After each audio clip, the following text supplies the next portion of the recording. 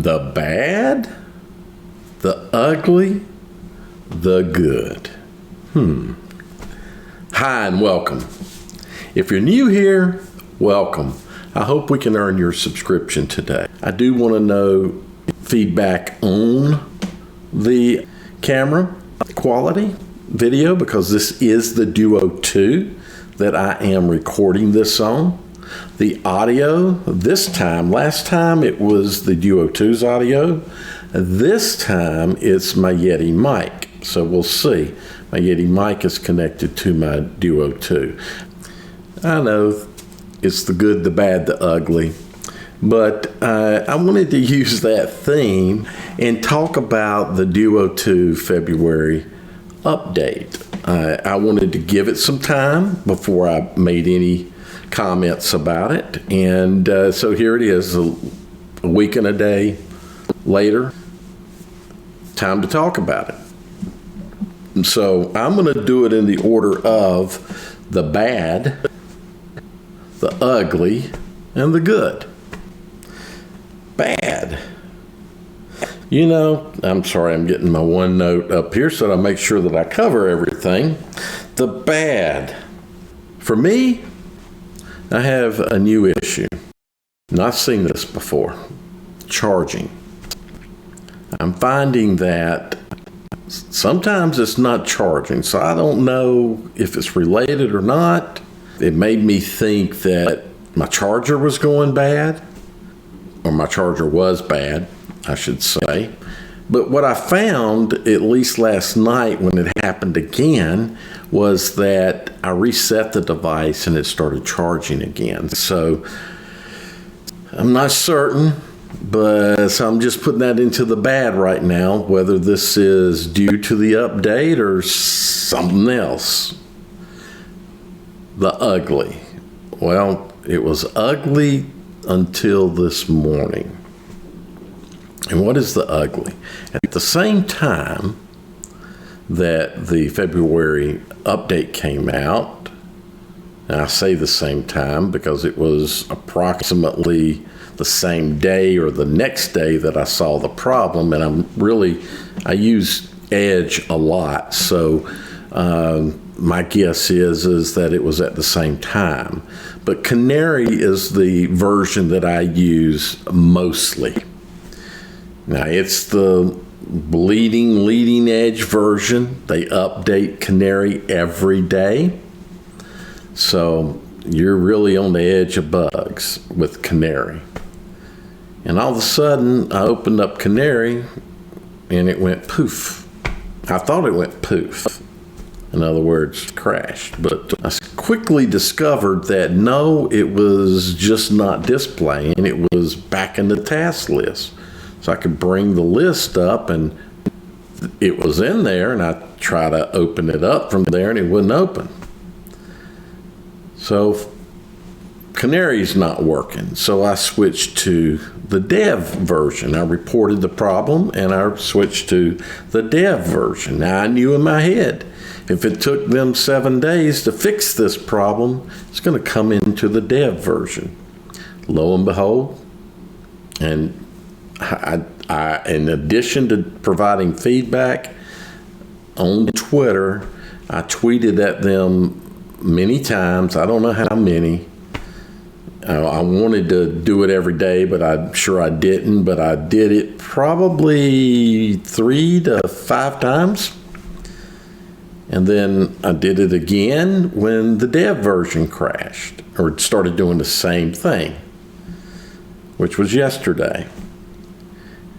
And then after that happened with the dev version, and we're not seeing any changes because Canary's updated every day, and I kept checking it every day.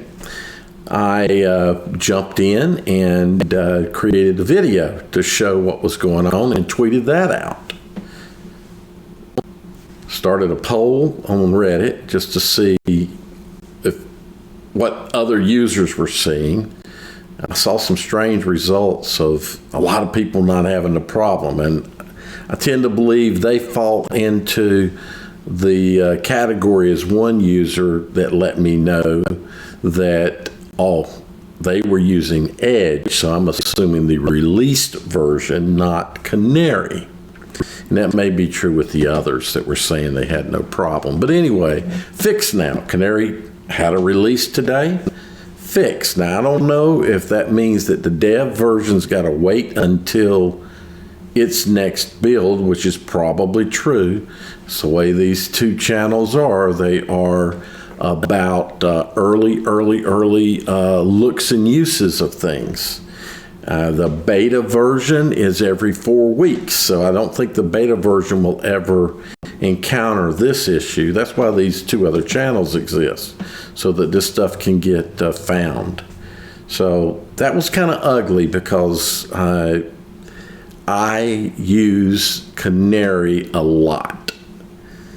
Now, yeah, I know I should be using, if I want reliability, I should be using the released version, but so be it. I consider it ugly, but it's fixed. So the uglies are fixed. Now, before I get into the good, I guess I should take a quick look at the change log. Now, we got the security updates just as normal, and as I mentioned in the Duo video, these things are important. They fix bugs. Now, the bugs are primarily security based, where somebody may be able to elevate permissions on an app and you not have anything to do with it. So you need to pay close attention. I noted that some of these updates hit Bluetooth and Wi-Fi. You need these things, and you may realize that, you may not realize that, but any bugs that are security related or not get fixed in these updates. So if they find any bugs that really need to be addressed, they do get updated. So this is Android-wise. Then Microsoft says, improves system reliability and stability.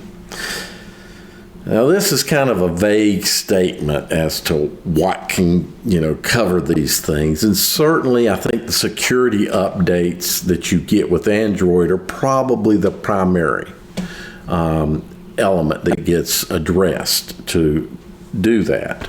Now, Microsoft can also address firmware on the device itself that controls all the hardware. So there could be some firmware updating that they do to improve these things. And then there are some other elements which I'll mention it, but it wasn't updated in this update, and that is the launcher.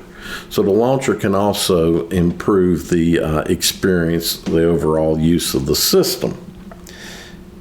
Improves touch responsiveness. So I agree with that. That's one of the notes that I put down.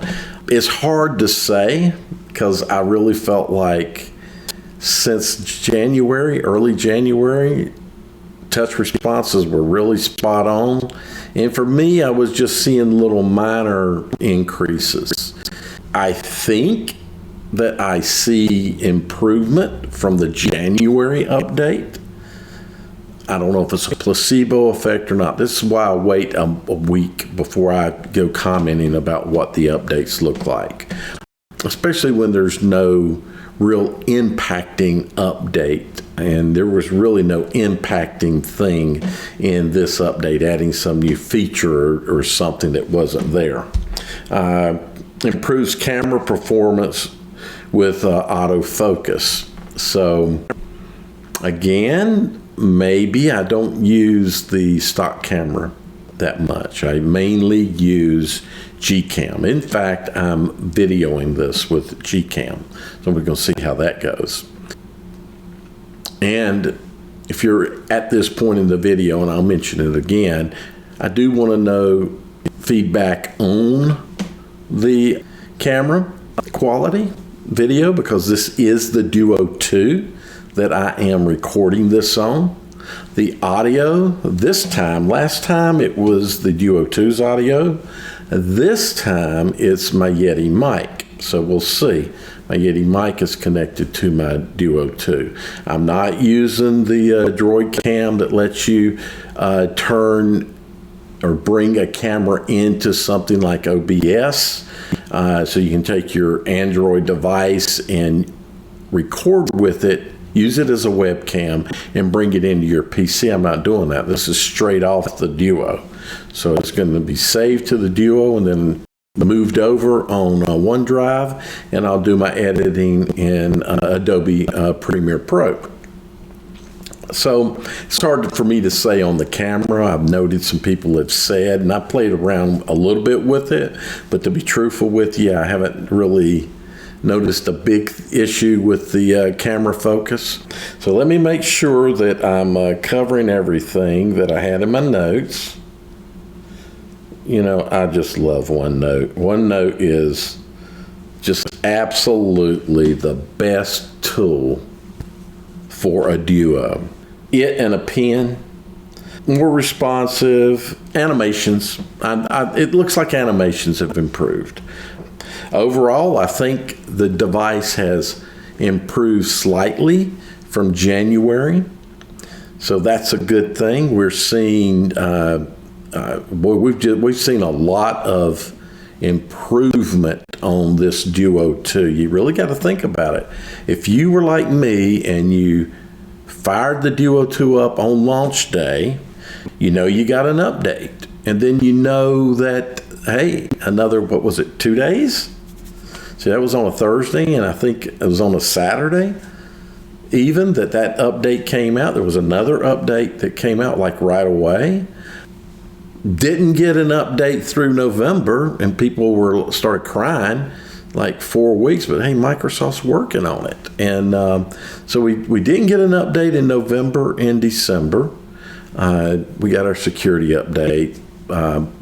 We didn't get an update until January. But those of us that are on the beta channel for the Microsoft launcher, we saw some updates in late mid-December and early January that showed some tremendous improvement in things.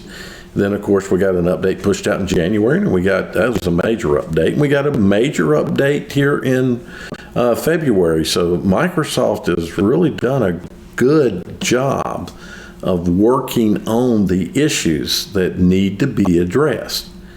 I don't disagree. The way the device is right now, this is the way it should have been when it shipped. And I think Microsoft will get there.